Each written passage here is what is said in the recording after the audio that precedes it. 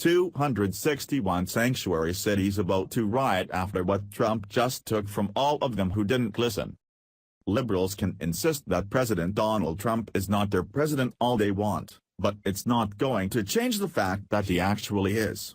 This defiant mantra doesn't take the power from him, as he just proved after 261 so-called sanctuary cities refused his orders and learned what happens when you don't comply with the nation's laws. Every policy that President Trump tries to implement for American safety is not only met with a great deal of resistance from the left but also from defiant judges who block his progress. We saw this several times with Trump's travel ban from terrorist-tied countries, and now we're seeing it with regards to so-called sanctuary cities. Judges, mayors, and governors are disguising their clear liberal bias as judicial rulings, and now tensions over this illegal immigrant issue have put America at the breaking point, edging on a civil war. Trump isn't letting off illegal immigration anytime soon, and because of that, he's applying extra pressure on lawless states who continue to allow it. Since these state governments don't mind using other people's money to pay for these people to be here and keep coming, Trump plans to cut the problem off where it starts. It's clear Trump has had enough of this game and isn't tiptoeing around ways to fix it anymore.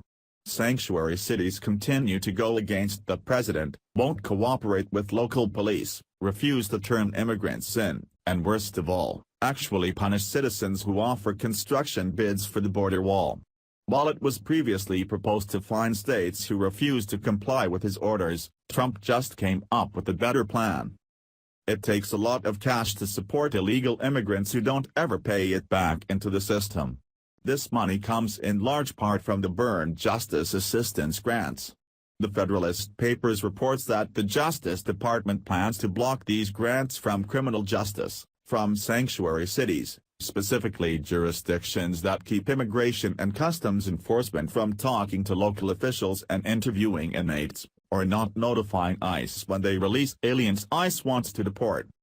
As easy as it came, it's about to go away, since these cities disrespect law enforcement as much as they do the president by trying to stop them from enforcing the immigration rules. The Daily Signal explains. It is significant because a large share of the funds awarded in this program go to sanctuary jurisdictions. For example, according to Justice Department records, the 4 largest grants, and 7 out of the top 10 recipients of the Byrne JAG grants are sanctuaries. Under the new rules announced by Attorney General Jeff Sessions, these 4 top grant getters, New York City, Cook County, Illinois, Los Angeles, and Philadelphia, are likely to be disqualified from these grants in the future if they maintain their current policies toward ICE. These cities received more than $10 million in grants in 2016. It makes perfect sense to not reward bad behavior with cash that could be used to ensure the rule of law which our nation is built on. Sanctuary cities don't make their own rules and can't expect other people to pay for it when it goes against what the president has already set. San Francisco, and cities like it, are putting the well-being of criminal aliens before the safety of our citizens, and those city officials who authorize these policies have the blood of dead Americans on their hands, former White House Press Secretary Sean Spicer has previously said. However, defiant governors and judges who go against our president at every move in favor of illegals is far worse than just usurping our president's decisions and appeasing their political parties.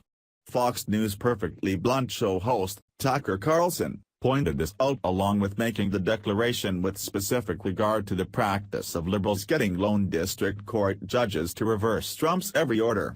This sets a terrifying new standard. The least accountable branch of our government becomes the most powerful, the judicial branch, and various cities and states can nullify virtually any federal law they don't like, effectively becoming their own countries, Tucker explained before issuing a warning of what will come from this increasingly popular practice. There's a word for that, it's called civil war. Tucker laid it out perfectly. Liberals don't respect the system, checks and balances that our forefathers set up on purpose, which was to create a government accountable to the people. They have found and exploited all the loopholes they could, but can't outsmart or outpower the president. Thanks for watching. Please subscribe Breaking News 365 channel. Goodbye and see you again.